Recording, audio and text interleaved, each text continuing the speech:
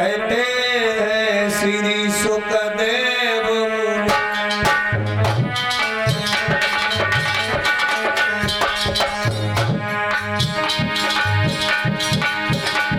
राजन भी ध्यान लगाते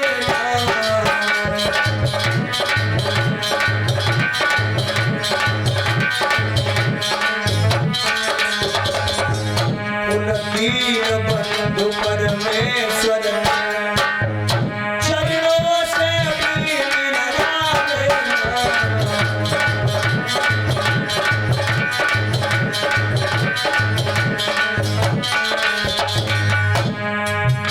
होली कैसे हो जाती है हम सबके लिए बताएं रजनीश व्यास अब तुम सबको वही अमर कथा समझाए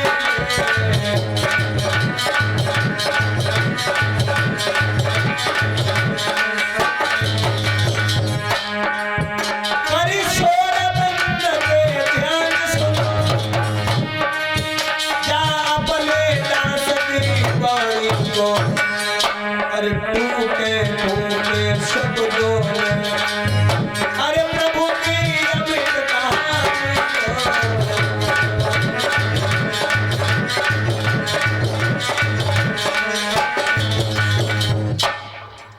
ध्यान से सुनिएगा। मेरे श्याम सुंदर ठाकुर जी का अवतार हुआ। अवतार और जन्म में क्या अंतर है भगवत प्रेमियों? अवतार और जन्म में अंतर यह है, अवतार भगवान अपनी इच्छा से लेते हैं। निज इच्छा निर्मित तनु माया गुण गो विप्रधेनु सुर संत हित लीन मनुज अवतार। वो जब चाहते हैं तब अपना अवतार लेते हैं। अवतार से एक शब्द निकला है अवतरणिका। सीढ़ी का नाम है। सीढ़ी को अवतरणिका कहा जाता है। जैसे तुम्हें छत पर चढ़ना है तो सीढ़ी लगाओ चढ़ जाओ, उतरना है तो सीढ़ी के माध्यम से नीचे उतर जाओ। तो भक्त लोगों ने कहा प्रभु जब सीढ़ी केवल चढ़ने के लिए लाए हैं, आप ऊपर रहते हो दुनिया कहती है, तो कभी कभी आप भी भक्तों की देखभाल करने के लिए नीचे उतर आया करो। तो भगवान भी उतर जाते हैं पृथ्वीलोक में, कभी राम बन के कभी श्याम बन के भक्तों का कल्याण करते हैं। तो भगवान अपनी इच्छा से आते हैं। अच्छा, हम लोग अपनी इच्छा से नहीं आ सकते। अब इस बार मनुष्य बने हैं, कोई जरूरी नहीं कि अगली बार में भी मनुष्य बन पाए। इस बार मनुष्य बने हैं तो सुंदर सी पवित्र पावन कथा हो रही है, आप लोग सुन रहे हो। अगले जन्म में को ऊंट बनेंगे, कोई कथा कर रही है मुझे। अरे भाई, हाथी बन के जंगल में घूमो, शेर बन के जंगल में रहो, बन गए घोड़ा महाराज ईंटे और सवारियां ढोंग। इसलिए मेरे भगवत प्रेमियों, मनुष्य जीवन बहुत बड़ा उपहार है भगवान की तरफ से। भगवान को बड़ी हंसी आई, हमें छोड़ करके माया सर पे बिठाए ले जा रहे हैं। ठीक है, जाओ, दुश्मन बन जाएंगे, तुम्हारे जितने भी हैं वो सब जल जाएंगे। अच्छा, यही हुआ। कन्या लेकर के जैसे जेल में पुनः पहुंचे, कन्या को लेकर पहुंच ही पाए तो हाथों में हथकड़ी लग गई, पैरों में बेड़ियां कस गई, ताले लग गए, फाटक लग गए। अंतरी मंत्री संतरी खंतरी पहरेदार नातेदार रिश्तेदार सब उस कन्या ने जगा दिए। दुश्मन इकट्ठे हो गए, बोले 8वां बालक हुआ, 8वां बालक हुआ, 8वां बालक हुआ। भाइयों, भाग करके कंस को सूचना प्राप्त हुई। कंस दौड़ता हुआ आया और देवकी से बोला, देवकी, ये 8वां जो तेरा गर्भ जन्म लिया है मुझे ला, मैं इसे छोड़ूंगा नहीं। और महाराज देवकी ने हाथ जोड़ करके कहा, भैया ये तो कन्या है। कंस ने कहा, कन्या कन्या है, ठीक है, मैं इतना बड़ा दुष्ट नहीं हूं, मैं किसी कन्या का वध नहीं करूंगा। देवकी इसे पाल पोष कर सियाना बना, मैं इसका वध नहीं करूंगा। और जैसे ही महाराज चल दिया, साथ में सेनापति था, मंत्री था, कहने लगा महाराज आप इस कन्या को छोड़ दोगे, बहुत बड़ी भूल कर रहे हो। जहाँ वसुदेव जी इसको ब्याह करेंगे ना, और दामाद भी तो पुत्र समान होते हैं, अगर कन्या के पति या वसुदेव के दामाद जी ने तुम्हें मार डालो फिर क्या करोगे? दूर की सोचो। कंस ने कहा धन्य है भाई तुम्हारी बुद्धि की, तो दाद देनी पड़ेगी, तुम तो बहुत बुद्धिमान हो। इतना सुंदर विचार। देखो भैया, मूर्ख और शंख दूसरे के फूंकने से बचते हैं, इनमें अपना कोई विवेक नहीं होता। कंस जो था एकदम लौट पड़ा देवकी के महाराज गोद से कन्या को छीन करके, जैसे शिला पर पटकना चाहा, वो तो हाथ से छूट गई, आकाश में चली गई, अष्टभुजी देवी बन गई। और जगदम्बा भद्रकाली त्रिशूल लेकर के प्रकट हो गई और कहने लगी अरे दुष्ट, मैं माया हूँ, तू मुझे पकड़ नहीं सकता। कंस ने हाथ जोड़े, कहा माता जी आप कहाँ हुआ है? फिर 8वें बालक का जन्म का हो चुका है, तेरे 84 कोस के ब्रजमंडल के क्षेत्र में ही बालक ने अवतार लिया है, खोज सके तो खोज ले। और माता इतना संदेश देने के बाद वहां से महाराज अंतर्ध्यान हो गई और जाकर के विद्य पर्वत पर सुंदर सा महाराज माता का आज भी मंदिर विद्यमान है। और साल में नवरात्रि 2 बार आते हैं, तो महाराज 9 दिन के जो व्रत होते हैं उन्हीं माता जगदम्बा के हैं। माया है वो, संसार की सृष्टि की आदि शक्ति है वो। कंस बड़ा भयभीत हो गया, आपातकालीन मीटिंग लगाई है, अगासुर बकासुर धेनुकासुर केसी प्रलंबासुर इत्यादि सभी राक्षस बुलाए, कहा कि पता लगाओ कहाँ है वो मेरा शत्रु, कहाँ प्रकट हुआ है। अच्छा इसका मतलब क्या हुआ? वसुदेव जी कन्या को लेकर आए, अपने पास नहीं रख पाए, जन्मी प्रकट हुई गोकुल में। गोकुल में यानी गोकुल का मतलब हमारी गो माने इंद्रियां, इंद्रियों के कुल में इस माया का भी वास होता है, लेकिन ये माया ठहरती नहीं है। वहां से नहीं ठहरी, वसुदेव लाए, वसुदेव के पास नहीं ठहरी, देवकी के पास गई, देवकी के पास नहीं ठहरी, कंस के हाथों में गई, कंस के हाथों से भी छिटक गई। ये माया सभी को नाच नचाती है, किसी के पकड़ में नहीं आती। कि सब जग को रही नचाई हरि माया जादू,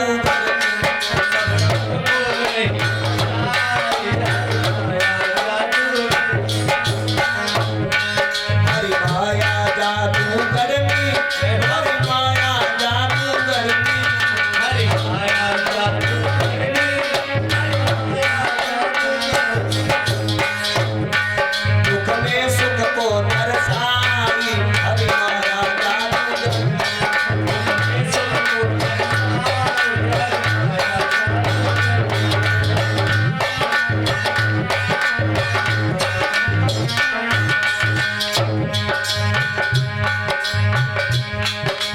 सारे जग को भटका रही है, भजन नहीं कराने दे रही है, माया भटका देती है व्यक्ति का मन।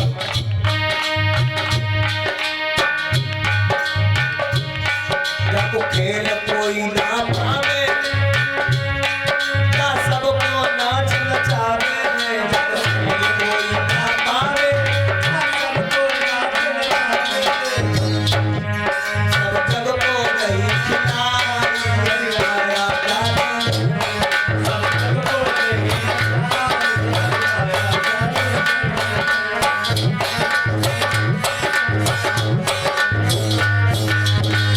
अच्छा, इस माया से बचना चाहो तो कैसे बचोगे? माया से बचो चाहो तो गुरु के आसन जाओ,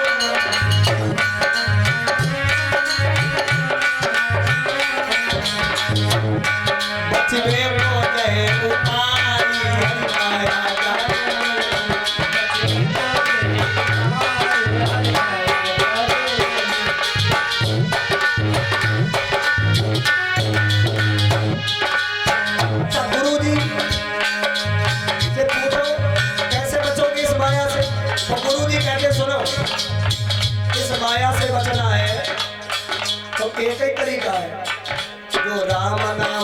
बोले सोचा से निर्भय डोले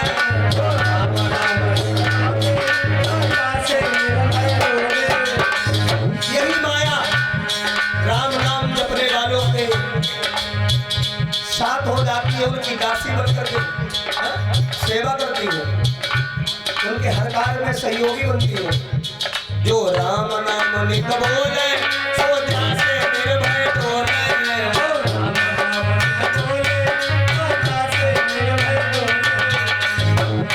बचपे को जय कुमारी हरि माया जाना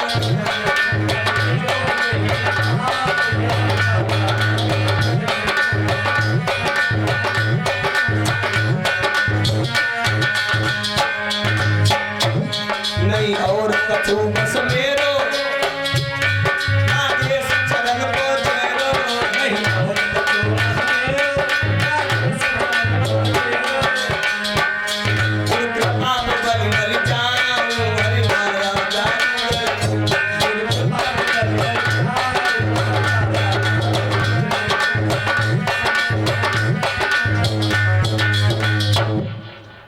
माया जो दिखाई तो दे लेकिन वास्तविक रूप में ना हो, उसी को माया कहते हैं। वसुदेव जी लाला को लेके गए थे सूप में रखकर, और सूप का स्वभाव जानते हो, सूप का स्वभाव कथा के श्रोताओं का स्वभाव साधु का स्वभाव एक जैसा होना चाहिए। साधु ऐसा चाहिए जैसा सूप स्वभाव, और सार सार को गई रहे थोता दे उड़ा।